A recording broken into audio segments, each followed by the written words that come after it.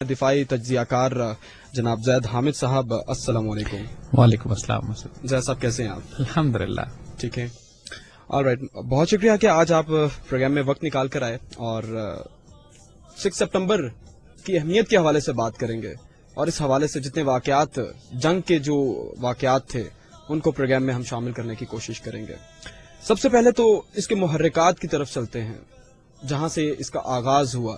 دشمن نے میلی آنکھ سے دیکھا پاکستان کی طرف، رات کی تاریکی میں گیدڑ کی طرح پاکستان کی پیٹھ پر سے وار کرنے کی کوشش کی، کہ جس پر ہمارے جوانوں نے بھرپور اپنی طاقت کا مظاہرہ کرتے ہوئے چند افراد نے، ایک چھوٹی سی آرمی نے جو ہے ماشاءاللہ اتنے بڑے کارنامے دکھائے کہ آنے والے دنیا تک دوبارہ اس طرح کے واقعات کبھی نظر نہیں آئیں گے، کبھی دیکھے نہیں جائیں گے اور کبھی آپ کو سننے سے بھی نہیں ملیں گے۔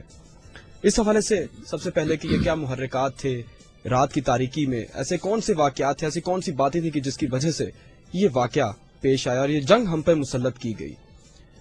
دیکھیں مسعود، 65 کی لڑائی کے حوالے سے آج کے دور میں بہت زیادہ کنفیوژن پھیلائی جا رہی ہیں۔ یہ کہا جا رہا ہے کہ یہ جنگ ہم جیتے ہی نہیں، یہ کہا جاتا ہے اکثر کہ یہ جنگ پاکستان، جو کامیابیاں ہم اس میں بیان کرتے ہیں وہ مبالغہ آرائی ہے۔ ذرا واضح کریں آپ کو بات، ہماری تاریخ کے عظیم ترین دنوں میں سے یہ 6 ستمبر کا دن ہے۔ اگر آپ صرف اس دن کی صبح وہ تقریر سن لیجئے جو ایوب خان نے کی تھی، اس وقت ٹیلی ویژن نہیں ہوتا تھا، ریڈیو پاکستان پر وہ تقریر کی گئی کہ لا الہ الا اللہ کے ماننے والوں پر ہندوستان نے حملہ کر دیا ہے، میرے قوم کے ہم وطنوں، جنگ شروع ہو چکی ہے، اٹھو اور دشمن پر ٹوٹ پڑو۔ وہ تقریر آج بھی یوٹیوب پہ آپ کو سننے کو مل جائے گی، وجود کے رونگٹے کھڑے کر دیتی ہے۔ پاکستان کی پوری قوم نعرہ تکبیر لگاتی ہوئی سڑکوں پر نکل آئی تھی۔ ہوا کیا تھا اس دن؟ پوری قوم کیوں سیسا پلائی ہوئی دیوار بن گئی اس کے بعد؟ جو دشمن کے خواب و خیال میں نہیں تھا۔ 17 دن وہ لڑائی رہی ہے، 17 دن ملک میں چوری ڈکیتی بند ہو گئی، رشوت بند ہو گئی، ٹرینیں وقت پہ چلنے لگی۔ پاک فوج کے جوانوں کا حال یہ تھا کہ جب وہ شہر میں آتے تھے کچھ خریداری کرنے کو، سپلائیز لینے کے لیے، تو پورا شہر امڈ آتا تھا ان کو تحفے پیش کرنے کے لیے، پھل گاڑیوں میں ان کے پھل پھینک دیے جاتے تھے، بسکٹ کے ڈبے پھینکتے تھے، اور لوگوں کو جب پیسے دیے جاتے تھے تو لوگ رونے لگتے تھے کہ ہمیں توہین نہ کرو، ہمیں پیسے دے کے تم ہمارے بیٹے ہو، ہماری عزت کے دفاع کر رہے ہو۔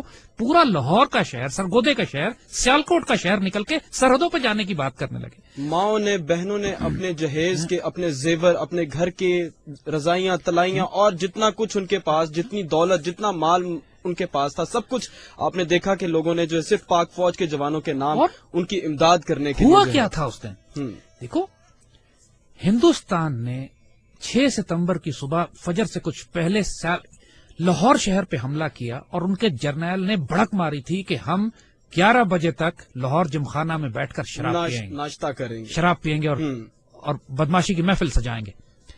دشمن کی طاقت کا بھی پہلے اندازہ کیجئے۔ دیکھیے، دشمن 5 گنا بڑا تھا آپ سے۔ انڈیا آبادی کے لحاظ سے بھی 5 گنا بڑا ہے، اس کی فوجیں بھی آپ سے بڑی ہیں، اس کے ایئر فورس فضائیہ بھی آپ سے بڑی ہے۔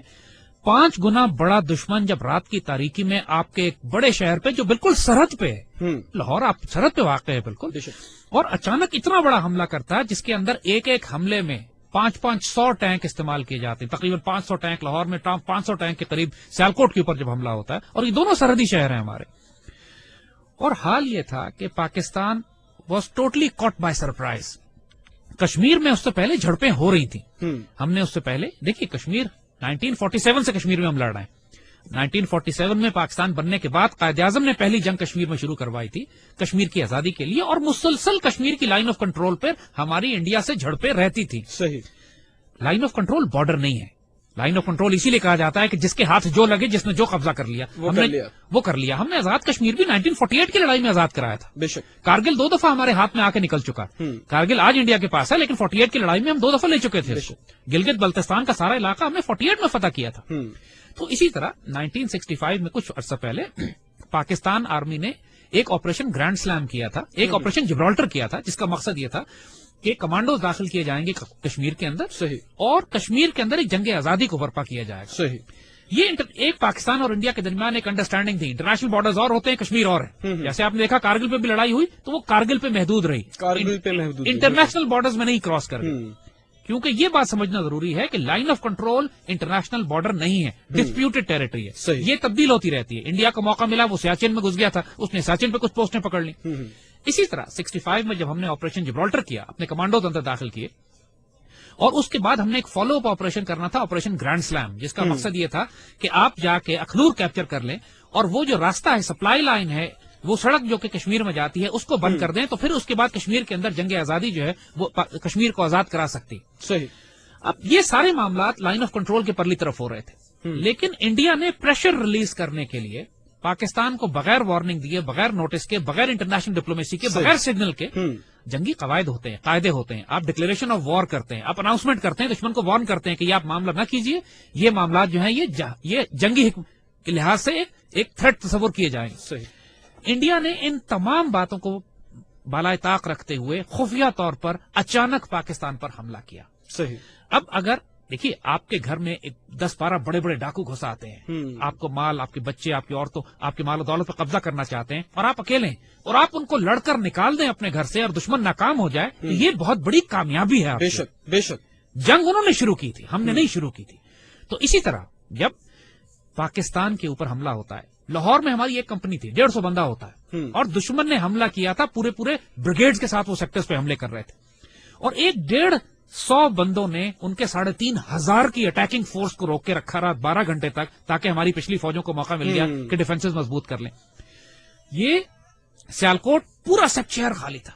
سیالکوٹ میں دشمن کے ٹینک آگے آئے ہیں تو یقین کیجئے سیالکوٹ کا شہر خالی پڑا ہوا تھا، اور دشمن کو یقین نہیں آ رہا تھا کہ شہر خالی کیسے ہو سکتا ہے. ان کا پورا آرمڈ ڈویژن 400-500 ٹینکوں کے ساتھ وہ رک گئے اس خوف سے کہ شاید آگے ان کے لیے پھندا لگا ہوا ہے. اللہ تعالیٰ کی تائید اس طریقے سے آئی، اور پاکستانی ٹینکوں کو موقع مل گیا کہ ہم نے اپنی پوزیشنز بنا لی، اور پھر دشمن کے اس آرمڈ ڈویژن کی کو اس طرح پرخچے اڑائے گئے جیسے وہ کھایا ہوا بھوس تھا. بے شک. تو 65 کی لڑائی کا معاملہ یہی ہے کہ ایک ایسے موقع پر کہ جب دشمن یہ کہتا تھا کہ ہم 11 بجے تک، 6 ستمبر کی صبح 11 بجے تک لاہور جمخانہ میں پہنچ جائیں گے، اس وقت حال یہ تھا کہ اللہ کے فضل سے 17 دن تک اس کے دانت توڑ دیے گئے، دشمن کے شہروں پہ ہم نے 17 دن تک یہ جنگ جاری رہی. ہم نے دشمن کے اندر جا کے انڈیا کے اندر داخل ہو گئی پاکستان فوج، کھیم کرن کا قصبہ ہم نے قبضہ کر لیا، ٹوٹل ایئر سپیریورٹی ہمیں حاصل ہوئی. ایم عالم صاحب نے 30 سیکنڈ میں 5 دشمن کے جہاز مار کے گرائے، دنیا میں آج تک کوئی ریکارڈ نہیں توڑ سکا. بے شک.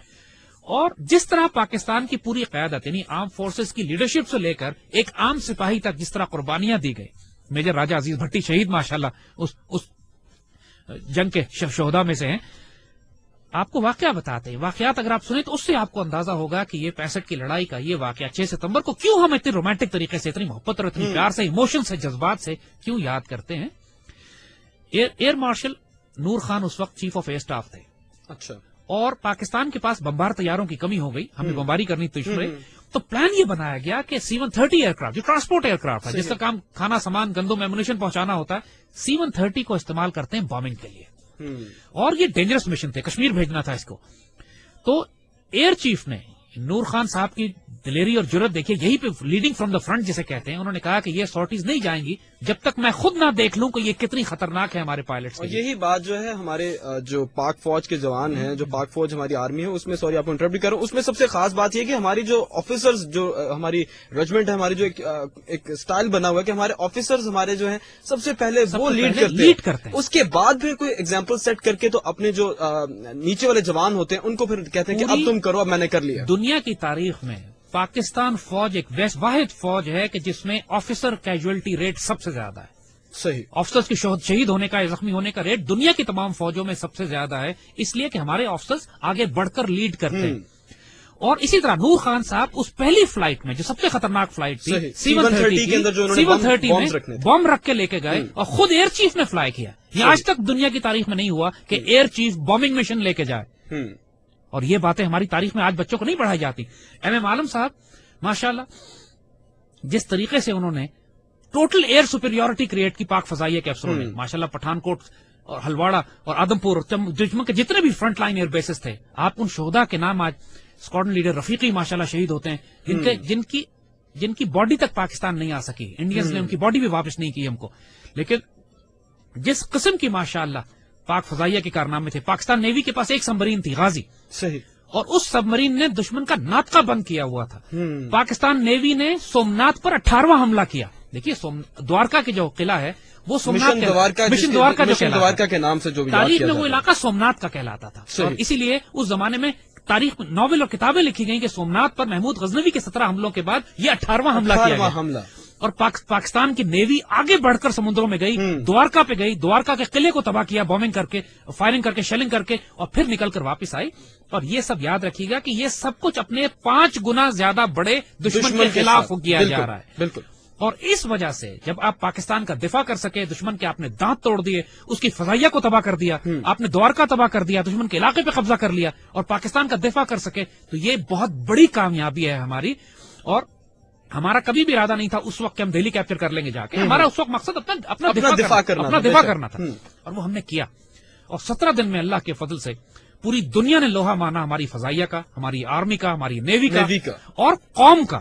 17 دن تک یہ قوم سیسا پلائی ہوئی دیوار بنی ہوئی تھی. اور خاص کر کے جو جذبہ دیکھنے میں آیا پوری پاکستانی قوم کی طرف سے, پاکستانی عوام, ماؤں, بہنوں, بیٹیوں اور بھائیوں اور باپوں کی طرف سے, والدین کی طرف سے, کہ اپنے جوان بیٹے جو ہیں بم باندھ کے وہ ٹینکوں کے نیچے لیٹ رہے. ایسے بھی بہت سارے واقعات آپ کو بھی یاد ہوں گے, آپ کا بھی تعلق رہا, آپ کے پورا فیملی جو ہے وہ اس سارے سچویشن کو اپنی آنکھوں سے دیکھا انہوں نے. دیکھیے مسعود, یہ بات ہم آپ کو ذاتی مشاہدے اور ایکسپیرینس سے بتاتے. میرے والد توپ خانے کے افسر تھے اور سیالکوٹ ہی میں مقیم تھے. ہمارا گھر, میں بہت چھوٹا تھا اس وقت, میری والدہ میری بڑی بہن تھی.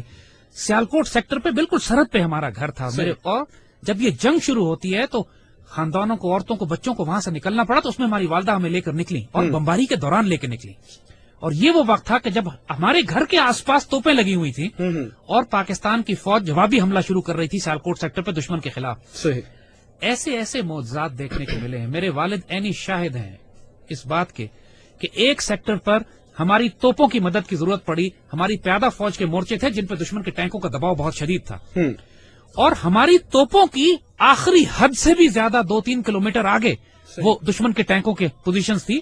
اور جب مدد مانگی گئی تو حساب لگایا گیا کہ ہماری توپوں کے گولے دشمن تک نہیں پہنچ سکتے. اور صورتحال یہ تھی کہ اگر اس وقت مدد نہ دی جاتی اپنی فرنٹ لائن کو, تو سیالکوٹ شہر کا ایک پورا سیکٹر جو ہے وہ دشمن قبضہ کر لیتا. اللہ کے توکل پر یقین کریں, افسروں کی آنکھوں میں آنسو آ گئے. انہوں نے اللہ کے بھروسے پہ, اللہ کے آسرے پہ کر کے دشمن کی طرف توپوں کا منہ کر کے فائر کیا ہے. اور ناقابل یقین بات ہے کہ گولا تقریباً 2.5-3 منٹ لیتا ہے فائر ہونے کے بعد توپ کا اپنی منزل پہ پہنچتے ہوئے. 3 منٹ کے بعد وائرلیس پہ ہماری جو آگے ہمارے مورچے تھے وہاں سے نعرے تکبیر کی آوازیں آنے لگی کہ دشمن کے توپیں ٹھیک ٹھیک ٹینکوں کے بیچ میں گر رہے تھے, جو کہ ہماری توپ کی آخری حد سے بھی کئی کلومیٹر آگے تھا. نہ اس سے پہلے کبھی توپ نے اتنا دور فائر کیا, نہ اس کے بعد کبھی اتنا دور فائر کیا. اس موقع پر جب ضرورت تھی تو اللہ کی طرف سے تائید آئی. ہزاروں واقعات ایسے ہیں. یہ باتیں بزرگوں نے کتابوں میں بھی لکھی ہیں. آپ ممتاز مفتی کی کتابیں اٹھا کے دیکھ لیجئے, الک نگری دیکھیے, تلاش دیکھیے, ان کی اخبار میں اس زمانے کے تمام واقعات یہ چھپے ہیں. جب 65 کی لڑائی شروع ہوئی تو ممتاز مفتی اپنی کتابوں میں لکھتے ہیں کہ مسجد نبوی شریف میں اللہ کے بندوں نے حضور صلی اللہ علیہ وسلم کی زیارت فرمائی اور دیکھا کہ حضور جنگی لباس میں اصحاب بدر کے شہداء کے ساتھ پاکستان کے دفاع کے لیے تشریف لے جا رہے ہیں کہ پاکستان پہ حملہ ہوا ہے, ہم نے اس کا دفاع کرنا ہے. اور یہ باتیں ممتاز مفتی نے لکھی ہیں, کتابوں میں چھپی ہیں, اخباروں میں چھپی ہیں. یہ باتیں اپنی طرف سے ہم نہیں بنا رہے. یہ باتیں کہ دشمن کے طیاروں کو ان کو ذمہ داری دی گئی کہ راوی کے پل پہ بمباری کرنی. وہ پائلٹ پکڑا گیا. جب اس سے پوچھا گیا کہ پل تو تمہارے سامنے تھا, تم نے بمباری کیوں نہیں کی؟ کہتے ہمیں کہا گیا تھا وہاں ایک پل ہے, مجھے 6 پل نظر آ رہے تھے, میں کس پر بمباری کروں؟ یہ باتیں دشمن کے سپاہیوں نے کہی ہیں جن کو گرفتار کیا گیا کہ وہ آپ کی گھوڑوں والی فوج کون تھی جو سفید لباس میں تھی اور جس کی تلواروں سے شعلے نکلتے تھے. یہ دشمن کے پائلٹس نے یہ باتیں کہی ہیں کہ ہم بم گراتے تھے, 35-40 کے قریب بم پنڈی پہ گرے, صرف 5 بم پھٹے, وہ بھی ویرانے میں, باقی بم پھٹے نہیں. تو بلا شبہ اس میں یہ جو ہے یہ اللہ تعالیٰ کی ایک خاص مدد, ایک خاص نصرت جو ہے اس قوم کے اوپر, ہمارے جذبے, ہماری محنتیں, ہماری دعائیں جو ہیں, اور اس کے ساتھ ساتھ ایک دشمن نے جو ہے دھاوا بولا ہے رات کی تاریکی میں, اور یہ پوری قوم کا جو ایک جذبہ تھا وہ دعائیں ان کی رنگ لے کر آ رہی. یہی بات ہے جب بزرگ کہتے ہیں کہ فضائے بدر پیدا کرو تو ملائکہ آج بھی مدد کے لیے نازل ہوں گے. جنگ بدر پہ ہوا تھا نا ایسا, 313 مسلمان, 1000 دشمن, لیکن اللہ تعالیٰ قرآن میں فرماتا ہے کہ میں نے پھر 1000 ملائکہ نازل کیے. اور یہ بات صرف 1400 سال پہلے پہ محدود نہیں ہے. جب بھی مسلمان اللہ رسول کے نام پر کھڑے ہوں گے اس پاک سرزمین کی حفاظت کے لیے, تو اللہ کی تائید و نصرت آئے گی. 65 سب سے خوبصورت مثال ہے ہمارے لیے. ویسے تو ماشاءاللہ 63 سال کی تاریخ میں اگر یہ پاکستان قائم ہے تو ہمارے شہداء کی وجہ سے, ہمارے غازیوں کی وجہ سے. آپ سیاچن کے مجاہدین سے پوچھئے, وہ آپ کو ایسے ایسے معجزات سناتے ہیں کہ کس طرح اللہ کی تائید ہو رہی. کارگل والوں سے پوچھئے, وہ آپ کو یہ بتائیں گے. مگر 65 چونکہ ہماری تاریخ کا ایک خاص رومانٹک دن ہے, اور پھر ہم وہی کہیں گے بچوں سے کہ ایوب خان کی وہ تقریر ضرور سنیں, جائیں یوٹیوب کریں, گوگل کریں, اس کو نکالیں وہ تقریر, آپ کے آج بھی رونگٹے کھڑے کرتے ہیں. زاہد صاحب, ایک بہت خوبصورت سا نغمہ جو ہے وہ پروگرام میں شامل کرتے ہیں. آپ کی یہ باتیں, ہمارے یہ واقعات, ہمارے یہ جذبات اور ہماری یہ دعائیں اپنے جوانوں کے ساتھ ساتھ اسی طرح سے رہیں گی. ایک خوبصورت سا نغمہ سنتے ہیں. امید کرتا ہوں اور یقین رکھتا ہوں کہ آپ کو بھی بہت اچھا لگے گا.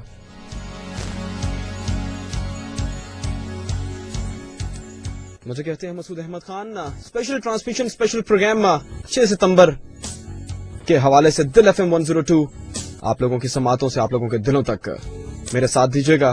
رائٹ میسج میں جا کر DIL ٹائپ کیجیے گا, ایک سپیس دیجیے گا, اپنا نام, اپنے شہر کا نام, آج کے دن کے حوالے سے کوئی خوبصورت سی بات, تاکہ آج ہم بتا دیں اپنے دشمن کو کہ ہمارا جذبہ اور ہماری دعائیں آج بھی اپنے جوانوں کے ساتھ ہیں. میرے ساتھ رہیے گا.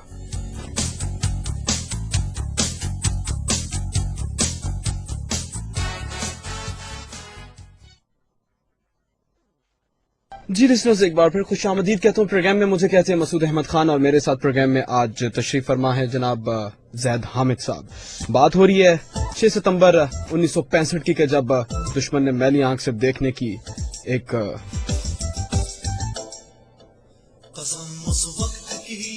تجربہ کیا اور ایک آگے بڑھنے کی کوشش کی, مگر ہمارے جوان, ہمارے یہ جذبے اور ہماری یہ پاک فوج کے جوان ان کے سامنے سیسا پلائی ہوئی دیوار کی طرح کھڑے ہو گئے.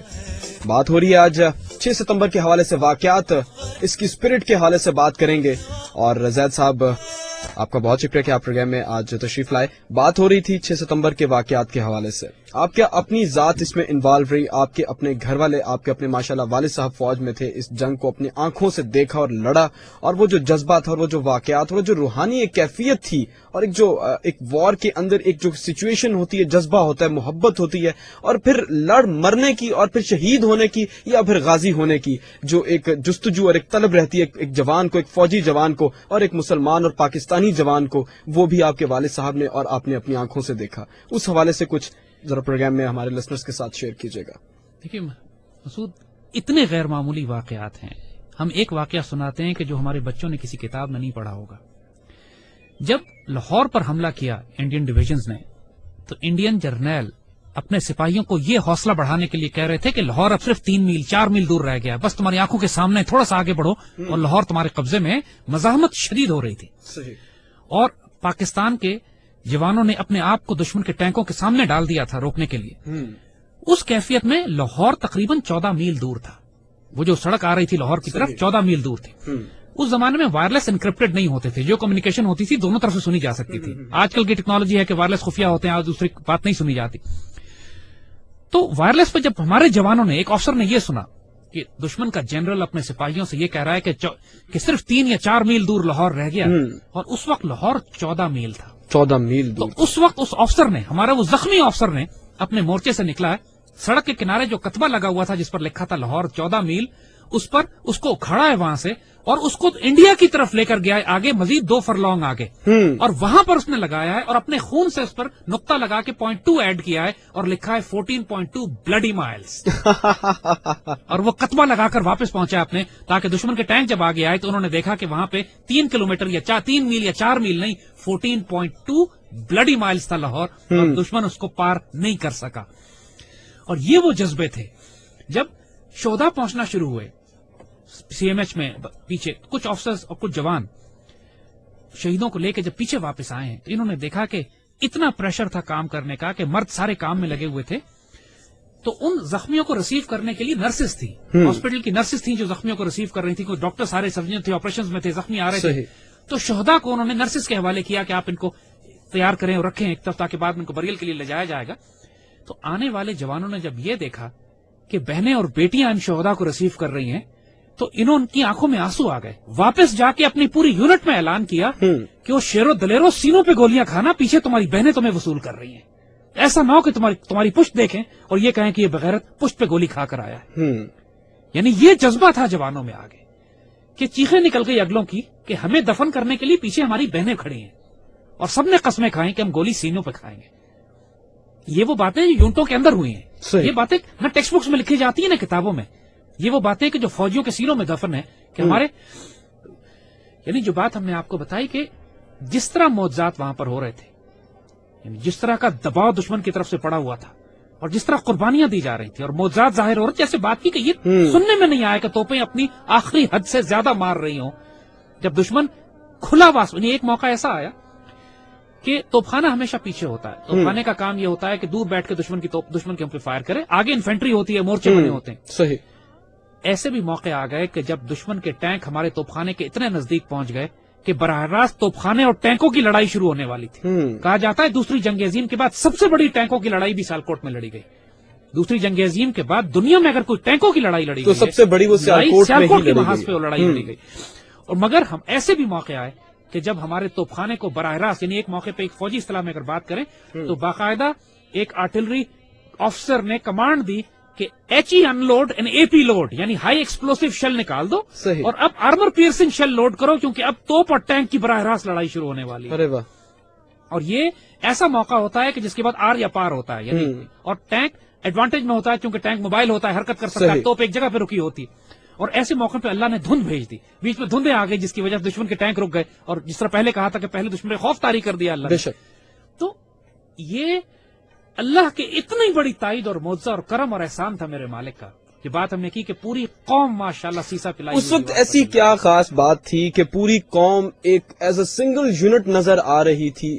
ایک ایک بچہ, ایک ایک خاتون, ایک ایک ماں, ایک ایک بہن, ایک ایک بھائی سینے پہ گولی کھانے کے لیے اپنے زیور, اپنے جہیز, اپنے گھر کا سامان سب کچھ صرف پاکستان کے لیے قربان کرنے پر تیار ہو گئے تھے. ایسا کون سا انگریڈینٹ تھا, ایسی کون سی خاص بات تھی, کیا ایسا کچھ تھا کہ ہمارا روایتی حریف انڈیا, ہندوستان, بھارت جو کہ اپنی اتنی بڑی فوجوں کے ساتھ جب نبرد آزما ہونے کے لیے پاکستان کی سرحدوں پر اترا تو پاکستانی قوم نے ایک دفعہ پھر سے اپنا جوش اور جذبہ دکھانے کی کوشش کی. ایسا کون سا انگریڈینٹ تھا, ایسے محرکات کیا تھے کہ جو جذبہ ہمیں دیکھنے کو ملا؟ سب سے بڑی بات یہ تھی کہ پاکستان کی نظریاتی اور روحانی اساس قائم تھی. ہمارا 2 قومی نظریہ جس پر ہم نے پاکستان بنایا تھا الحمدللہ اس پر لوگ ایمان کی حد تک یقین کرتے تھے. ہم ایک قوم تھے, ہم سندھی, بلوچی, پٹھان, مہاجر تقسیم نہیں ہوئے تھے. اور ہم اس وقت نہ انڈین میڈیا تھا, نہ انڈیا کی یہ چینلز ہمارے پاس پہنچتے تھے, نہ پاکستان کے اندر اس بات پہ شک ڈالا جاتا تھا کہ پاکستان کو سیکولر ملک ہونا چاہیے یا اسلامی ملک, نہ اس بات پہ شک ڈالا جاتا تھا کہ قائد اعظم سیکولر تھے یا اسلامی تھے, نہ اس پہ شک کیا جاتا تھا کہ علامہ اقبال کا کیا کردار تھا پاکستان کے بنانے میں. اور ہر پاکستانی یہ جانتا تھا کہ ہمارا ازلی ابدی دشمن انڈیا ہے اور کشمیر ہمارے رگوں میں, ہمارے خون میں, ہماری پاکستان کی دھڑکن کے ساتھ, دل کی دھڑکن کے ساتھ کشمیر ہمارے وجود میں سرایت کرتا تھا. اور اس وجہ سے جب کشمیر پہ جنگ آزادی شروع کی گئی, کشمیر کو آزاد کرانے کی کوشش کی گئی, قوم ساتھ تھی. اور جب اس کے بعد ہندوستان نے حملہ کیا تو پوری قوم, ہمیں متحد کرنے کے لیے ایک پلید دشمن کافی ہوتا ہے. اور وہ بھی جب رات کے اندھیرے میں کمینگی سے حملہ کرے اور یہ دعوے کرے کہ ہم لاہور میں جا کے شرابیں پیئیں گے جمخانے میں, اور پھر لاہور اور سیالکوٹ کے غیرت مند شیر اور دلیر لوگ اپنے گھروں سے ہاکیاں, تلواریں, پستولیں اور لاٹھیاں لے کے نکل آئے اور سرحد پہ جا کے پہنچ گئے. اور فوج نے روکنا پڑا فوج کو ان کو کہ بیٹے آپ کے آگے سرحد پہ شہید ہونے کے لیے کافی ہیں, آپ صرف پاکستان سنبھالیں. جب دشمن کے طیارے لاہور کے اوپر آتے, ڈاگ فائٹس ہوتی تھی, جب دشمن کے طیارے بومبنگ کے لیے آتے تھے اور ہمارے شاہین ان کو چیز کرتے تھے تو لوگ اپنے گھروں کی چھتوں پر آ کر جوتے پھینک رہے ہیں, جو چیز ان کے ہاتھ میں آ رہی ہے صرف ان کو مارنے کے لیے. یقین نہیں کریں گے, پورے شہر میں میلہ لگا ہوتا تھا, لوگ چھتوں پہ چڑھ کر نعرے تکبیر لگا رہے ہوتے تھے اور نیچے سے دشمن کے طیاروں پر لانتے اور گالیاں دے رہے ہوتے تھے. اور آنکھوں کے سامنے جب دشمن کے طیارے کو گرایا جاتا تھا وہاں پر, اس وقت جوش دیکھیں پورے لاہور کا کیا ہو. یار ہم تو T20 ورلڈ کپ لڑتے ہیں انڈیا کے ساتھ آج بھی, تو ہمارے خون جو ہے وہ کھول اٹھتے ہیں. وہ تو سچ مچ کی لڑائی تھی, اور وہ تو ماشاءاللہ ہمارے شاہینوں نے جس طرح مار کے گرایا, قوم کے سامنے مار کے گرایا. کئی دشمن کے طیارے پاکستان کے اوپر جو پاکستان کی فصلوں میں, دیہاتوں میں, ان کے کھیتوں میں جب گرے ہیں تو اس کا ایک مجمع سے لگ جاتا تھا, اور لانتے اور پتہ نہیں کیا کیا کچھ جو ہے وہ ایسے بہت سارے واقعات ابھی بھی رقم ہے. اور اعلان کیا گیا, خطرہ ہوا کہ دشمن نے شاید گوریلے یا دہشت گرد داخل کر دیے, تو پورا لاہور کے شہری اپنے گلی محلوں میں پہرے دینے لگے, پورا شہر نکل کر باہر آ گیا. اور بات وہ یہ ہم آپ کو بتائیں کہ جو چیز سب سے زیادہ جذباتی کر دیتی تھی کہ فوج کے ساتھ شدید ترین محبت. پیسے نہیں لیے جاتے تھے فوجیوں سے, کہ جب وہ بازار میں آتے تھے, مارکیٹ آتے تھے, کوئی گاڑی کی بیٹری خریدنی ہے, کوئی راشن خریدنا ہے, کوئی چیزیں چاہیے, ہمیں کوئی چیز لوکل پرچیز کرنی ہے, پیسے نہیں لیتے. دکاندار روتے تھے آنسوں سے اگر ان کو پیسے دیے جائیں تو. اور شہزادوں کی طرح ماشاءاللہ سپاہیوں کو رکھا جاتا تھا. جب وہ شہروں میں آتے تھے لوگ ان کی عزت کرتے تھے, ہار پہناتے تھے. یہ وہ محبت اور تعلق تھی. دیکھیے اسی کے بعد, اور یہ سب کچھ جو کچھ ویسٹ پاکستان میں ہو رہا تھا, یہی سب کچھ ایسٹ پاکستان میں بھی تھا.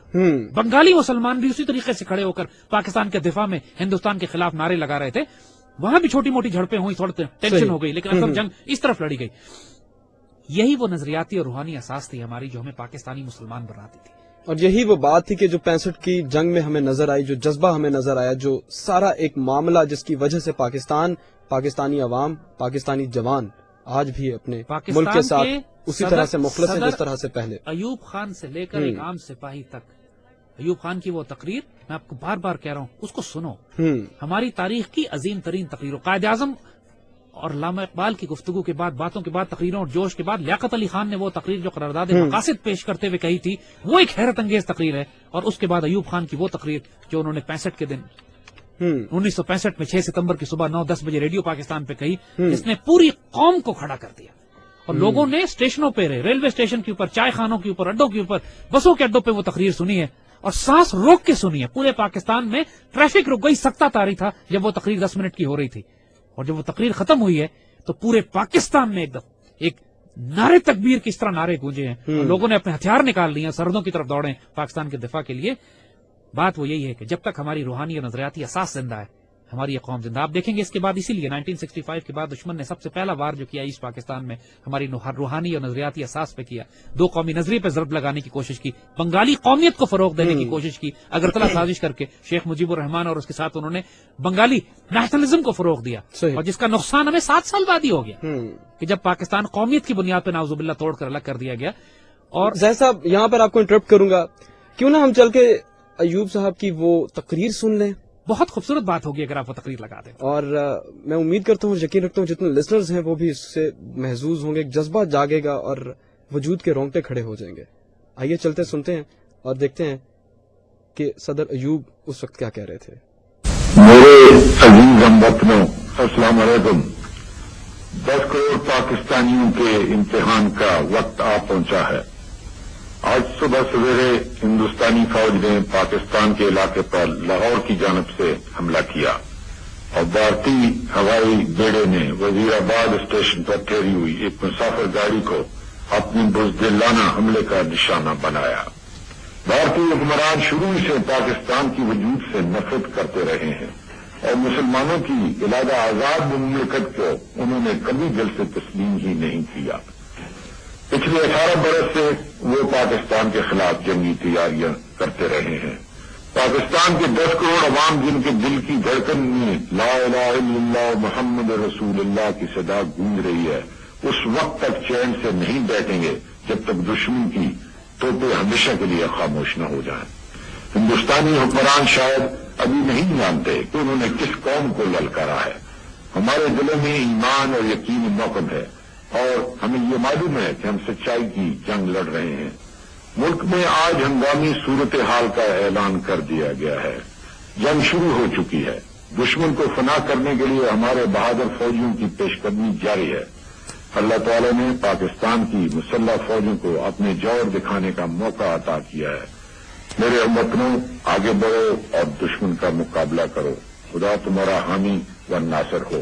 آمین. پاکستان پائندہ باد.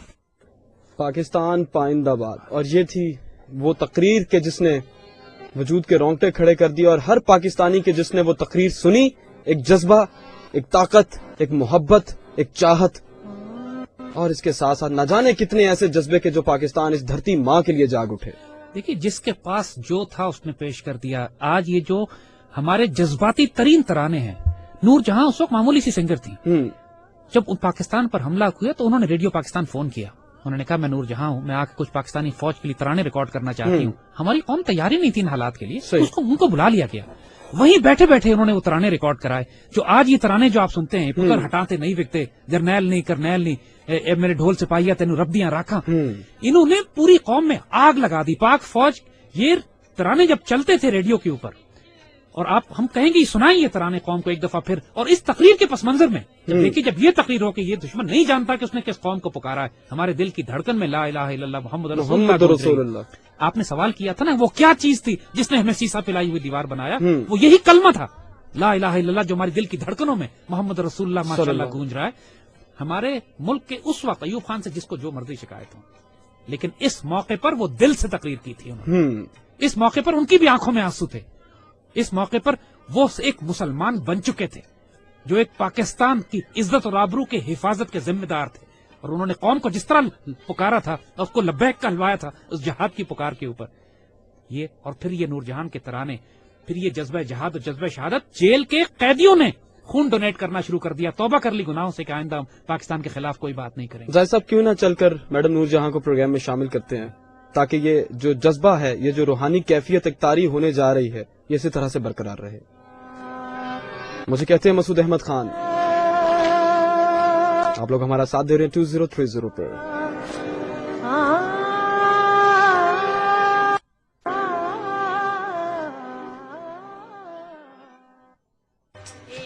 ایک خوبصورت ترانہ، ایک خوبصورت ملی نغمہ میڈم نور جہاں کی آواز میں آپ لوگ سن رہے تھے. مجھے کہتے ہیں مسعود احمد خان، دل FM 102 کی اسپیشل ٹرانسمیشن ڈیفنس ڈے کے حوالے سے، اور آج پروگرام میں میرے ساتھ موجود ہیں زید حامد صاحب. بات ہو رہی ہے 6 ستمبر کے واقعات، وہ جذبات، وہ روحانی کیفیت اور وہ جنگ کی کیفیت اور پاکستانی جذبہ اور جوانوں کی وہ ہمت اور ان کا وہ استحکام کہ جو انہوں نے پاکستان کو دیا، جو ان کے جتنے واقعات اس پورے مارکے میں پیش آئے ان کو ہم ایک اوور لک دے رہے ہیں، ایک سمرائز کرنے کی کوشش کریں. بات کریں گے جلدی جلدی کیونکہ تقریباً 8 سے 9 منٹ باقی ہیں آپ کے اور میرے ساتھ میں. آج کل کی جو کرنٹ سینیریوز ہیں، ایم عالم آج کوئی آج میجر عزیز بھٹی شہید، آج کوئی لاس نائک، اور اس کے علاوہ آج کوئی جو ہمارے کم سن ایک شہید راشد منہاس، اور اس طرح کی ایسے بہت سارے یقیناً ہیں، میں یہ نہیں کہہ رہا کہ نہیں ہے، یقیناً ہیں. تو کیا آج آپ وہ جذبات دیکھتے ہیں ہماری ینگ جنریشن میں، ہمارے پاکستانی ہوتے ہوئے وہ جذبہ آپ کو نظر آتا ہے؟ ایک بات بڑی اچھی طرح سمجھ لو، ہماری پاکستانی قوم کا خون نکالو، لیبارٹری میں ٹیسٹ کرا لو، اس میں آپ کو عشق رسول ملے گا اور عشق پاکستان ملے گا. ہمارے ڈی این اے میں، ہمارے خون میں شامل ہے یہ چیز. اور آج جو 10,000 بچے اور آفسرز جوان ہمارے شہید ہوئے ہیں پاکستان کے دفاع میں، کشمیر سے لے کر وزیرستان میں، فاٹا میں، سوات میں، خوبصورت ترین بیٹے، ہماری مٹی کا نمک، 21، 22، 24 سال کے، 25، 26 سال کے خوبصورت جوان اپنے جب چھوٹے بچوں کو چھوڑ کر، والدین کو چھوڑ کر، بیویوں کو چھوڑ کر، جنہوں نے شہادتیں دی ہیں اور خواہش کر کے اپنے آپ کو والنٹیئر کر کے شہید ہوئے ہیں. ایک بات ہم کہنا چاہیں گے، اس بات کو اچھی طرح سمجھ لو. ہم نے ایم عالم صاحب سے ملاقات کی بات، اچھا، عالم صاحب کے ساتھ ہمارا ذاتی قرب تعلق. کچھ ذرا وہ واقعہ بھی بتائیے کہ وہ جو ورلڈ ریکارڈ انہوں نے قائم کیا، جہاز گرایا، اس کے اوپر عالم صاحب کے ساتھ ہمارا بڑا پرانا تعلق، کیونکہ میرے والد جیسے کہا توپ خانے میں تھے، تو جنگ کے بعد سرگودا بیس پہ پوسٹنگ تھی. عالم صاحب بھی سرگودا میں تھے، ہم چھوٹے چھوٹے تھے تو میں ان کے پاس گیا، انہوں نے بہت پیار کیا، ملاقات کی، ہمارا خاندانی تعلق ان کے ساتھ رہا. 20 سال کے بعد جب دوبارہ میری ان سے، جب میں خود شعور میں آیا، ایک بڑے ہو، تو میں نے ان سے پوچھا کہ عالم صاحب وہ کیا بات تھی کہ اللہ نے آپ کو یہ عزت دی، اور بھی تو فضائیہ کے پائلٹ تھے، سب نے بڑی ڈیوٹیاں کی ماشاءاللہ. تو انہوں نے ہمیں یہی بات کہی کہ دیکھو بیٹا، اپنے مشن سے، اپنے پاکستان سے، اپنی فضائیہ سے ہمیں عشق تھا، اور لوگ نوکری کرتے تھے، ہمیں عشق تھا. رمضان کی دوپہر میں جب گرمی کے وقت تمام پائلٹ اپنے کمروں میں سو رہے ہوتے تھے، تو میں اس وقت ٹارمیک پہ اپنے جہاز میں بیٹھ کے اس کی گنز کو زیرو گنز کو ایم کر رہا ہوتا تھا تاکہ کبھی فائر کرنے میں میری کوئی گولی بھی ضائع نہ جائے. اور جب کوئی شخص عشق کرتا ہے پاکستان سے، تیاری کرتا ہے، اپنے آپ کو رف اینڈ ٹف بناتا ہے اس ڈیوٹی کے لیے، پھر اللہ اس کو عزت کے موقع دیتا ہے. ایسے بھی واقعات ہوئے 65 کی لڑائی میں کہ جب فضائیہ کے پائلٹس جو جہاز جنہوں نے اڑایا، ساری گولیاں فائر کر دی، دشمن کے جہاز کو نہیں لگی، اور عالم صاحب کے پاس صرف 15 سیکنڈ کا فائر پاور تھا. نہیں F-86 سیبر ہمارا ایئر کرافٹ ہوتا ہے، اس میں جب فائر کرتے ہیں تو 15 سیکنڈ کی گولیاں ہوتی ہیں سر. اچھا. اور 15 سیکنڈ کی گولیوں میں 5 جہاز مار کے گرانا، 2 سیکنڈ کے برسٹ میں آپ نے ایک جہاز مار کے گرایا. اور اس وقت ممکن تھا کہ جب آپ کی گن اتنی ایکوریٹ ہوتی کہ جہاں پہ آپ فائر کر رہے ہیں وہیں پر فائر ہو. اور وہ اس وقت ہوتا ہے کہ جب رمضان کی دوپہر میں آپ ایئر کنڈیشن کمرے چھوڑ کر دھوپ میں کھڑے ہو کے اپنی گن کو زیرو کر رہے ہو. صحیح. جب یہ جنون اور عشق ہوتا ہے تو اللہ پھر ایسے موقع دیتا ہے، اور پھر اللہ ایسی عزت دیتا ہے. واحد پاکستان ایئر فورس کے فائٹر پائلٹ ہیں جن کو SJ بار ملا ہے، 2 دفعہ SJ لیا ہے انہوں نے، 65 میں بھی اور 71 میں بھی ماشاءاللہ. تو بات کہنے کی یہ کہ تمام اپنے جوانوں کو، آج جو آفسرز ہمارے قربانیاں بھی دے رہے ہیں پاکستان کی خاطر، اور حیرت انگیز قربانیاں، وہی تاریخ ہے ہماری. ہم خالد، طارق، ٹیپو اور صلاح الدین سے جو شروع ہوتے ہیں تو ماشاءاللہ کارگل، وزیرستان اور سوات تک پہنچتے ہیں. ہماری تاریخ میں تسلسل ہے، ٹوٹی نہیں ہے. یہ وہی بیٹے ہیں ہمارے ماشاءاللہ. مگر اپنے آفسرز کو، تمام پاکستانی نوجوانوں کو ہم یہ بات کہیں گے کہ 65 سے ایک سبق ضرور سیکھو جب اللہ تمہیں پیس ٹائم دیتا ہے، عافیت کا وقت دیتا ہے، اس میں تربیت کرو، صحیح. عیاشی میں نہ وقت ضائع کرو. یہ پیس ٹائم تمہیں میدان جنگ کی تربیت کے لیے دیا جاتا ہے، اور کیونکہ جب جنگ ہوگی اس وقت کھرے اور کھوٹے کی پہچان کا وقت ہوتا ہے، فرقان ہوتا ہے وہ. اور جو تیاری کرتا ہے پیس ٹائم میں وہ عزت پاتا ہے حالت جنگ میں. یہ نہیں ہوتا بیٹل فیلڈ ٹریننگ پیریڈ نہیں ہوتا، بیٹل فیلڈ اپنے آپ کو قربان کرنے کا وقت ہوتا ہے. ایسے واقعات بھی ہوئے جیسے ہم نے کہا کہ لوگوں نے ساری توپوں کی ساری ایئر کرافٹ نے اپنی گولیاں فائر کر دی اور وہ ہٹ نہیں کی ٹارگٹ پہ، اور عالم صاحب نے 15 سیکنڈ کے فائر میں 5 طیارے مار کے 5 طیارے گرائے، جو کہ ورلڈ ریکارڈ ہے، ناممکن. آج کل کی جو ہماری جنریشن ہے ان کو تو یہ واقعات ٹی وی پر پیکیجز کی صورت میں اگر کبھی وقت مل جائے تو نیٹ کے اوپر دیکھ لیتے ہیں، اگر کبھی طبیعت مان جائے. ظاہر ہے اور بہت سارے کام ہوتے ہیں نا، اور بھی بہت سارے کام ہوتے ہیں، ان کو بھی دیکھنا پڑتا ہے. لیکن جو اس وقت ٹین ایجرز ہمارے پروگرام سن رہے ہیں پورے پنجاب، پورے پاکستان میں، پوری ورلڈ میں، نیٹ کے اوپر بھی ہر جگہ پر پروگرام سنا جا رہا ہے. ہمارا جو ٹین ایجر ایک لڑکا ہے، ایک لڑکی ہے، ایک ماں ہے، ایک بہن ہے جو پروگرام سن رہی ہے، بینگ اے پاکستانی، آج ڈیفنس ڈے کے حوالے سے مختصراً کیا میسج ہے؟ اس پاکستان سے عشق کرو. بہت بھاری قربانیوں کے بعد یہ پاکستان آپ کے حوالے کیا جا رہا ہے. اس پرچم کو گرنے نہ دینا، اس پرچم پہ سب کچھ قربان کر دو.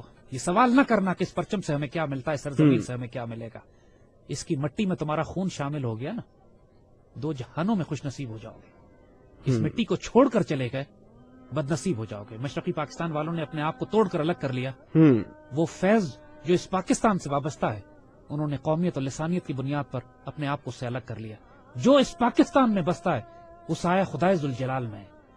ہم بچوں سے یہی بات کہیں گے، دیکھو اس پاکستان کو ہلکا نہ لینا، یہ اللہ کے رازوں میں سے ایک راز ہے، اس پر قربان ہو جاؤ، اس پر قربان ہو جاؤ. سب سے سستا سودا ہے، سب سے اعلیٰ سودا ہے. یہ ہمارے بیٹے جو اس پہ قربان ہوتے ہیں نا، یہ سوال نہیں کرتے کہ اس پاکستان نے ہمیں کیا دیا. آج پاکستان کو آپ کی ضرورت ہے. یہ پاکستان آپ کی بوڑھی ماں ہے، اس کو آپ کی ضرورت ہے. بہت بے رحم اور بے درد بچہ ہوگا، اولاد ہوگا جو بوڑھے ماں باپ کو چھوڑ کر چلا جائے گا اپنی جوانی میں، جب اس کو اللہ نے طاقت اور اختیار دیا ہوتا ہے، ان کو چھوڑ کر چلا جائے. اس پاکستان کو آج آپ کی ضرورت ہے. Make a stand firm, stand united, live with dignity, and انشاءاللہ Allah will give you the opportunity to die with honour. لیکن اس کے لیے اب تیاری کرو، تیاری کا وقت اب ہے. آزمائش آنے والی ہے اس قوم پہ، لیکن انشاءاللہ العزیز ایسے بیٹے ہمارے پاس ہیں جو اس پاکستان کو سرخرو کریں گے انشاءاللہ. آپ کا بہت شکریہ زید حامد صاحب، آج آپ نے پروگرام میں ہمیں وقت دیا، اتنے قیمتی سے وقت سے نکال کر آپ آئے تو اسٹوڈیو تشریف لائے، اور آج ڈیفنس ڈے کے حوالے سے کچھ اپنا پیغام، اپنی یادیں، کچھ اپنی فیلنگز، کچھ میسیجز ینگسٹرز کے ساتھ اور جتنے بھی جہاں جہاں پر سن رہے ہیں سب کے ساتھ شیئر کیا. اللہ تعالیٰ آپ کو خوش رکھے. بہت شکریہ.